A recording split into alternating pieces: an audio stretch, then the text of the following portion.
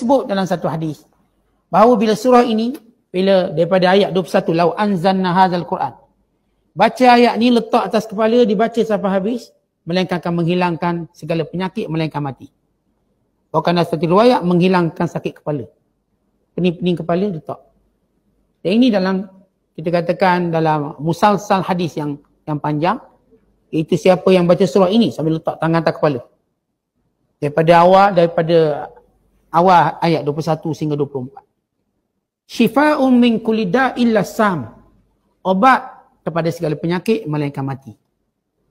Yang kedua, diriwayatkan Nabi sallallahu alaihi wasallam bersabda, man qara'a surat al-hasyr, siapa baca keseluruhan surah ini, lam yabqa syai'un minal jannati wan nar wal 'arsy wal kursi was samawati wal ard wal hawam wal ri was sahab wat tayr wad dawab was syajar wal jibal was syams wal qamar wal malaikati illa sallu alaihi wastaghfaru lahu fa imata min yaumi aw lailatihi mata syahida.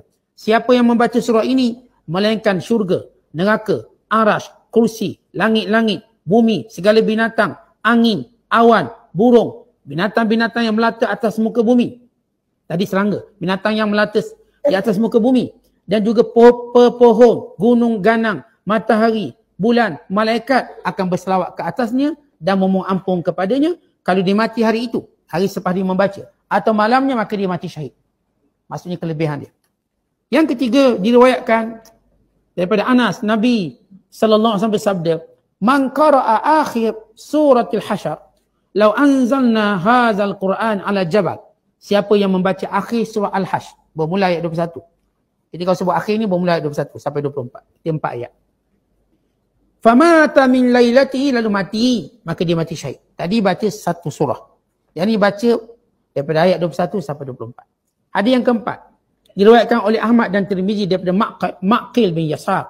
Rasulullah bersabda, man qala hina yusbihu thalatha marrat, siapa yang setiap pagi dia membaca zikir ini, a'udzu billahi samiil alim minasyaitonir rajim, 3 kali. Kemudian dia membaca 3 ayat terakhir surah Al-Hasyr. Artinya bukan bermula daripada lau anzalna, lepas ayat tu. Ayat bermula ayat 22, 23, 24.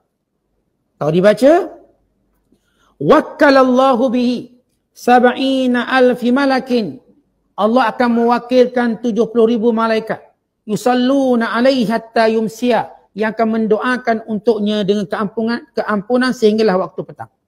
Wa imata fi yaumihi, kalau dia mati hari itu, mata syahidan, dia mati syahid.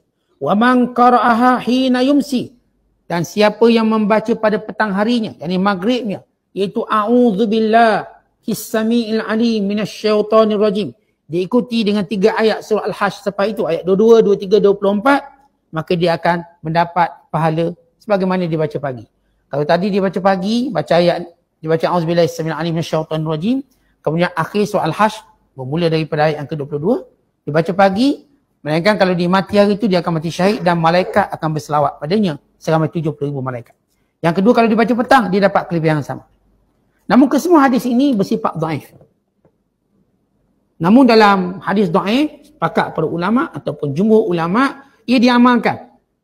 Dia diamalkan. Cuma dia tidaklah menjadi suatu hujah yang qat'i, hujah kuat. Tapi dia diamalkan. Bahkan ramai para ulama mengamalkannya. Khususnya ayat lau anzalna, bermula daripada ayat lau anzalna, kerana dia kelebihannya mengubat penyakit, melawang sihir, menjadi ruqyah yang baik, ataupun kita katakan sebagai doa yang baik. Ini kelebihan surah ini.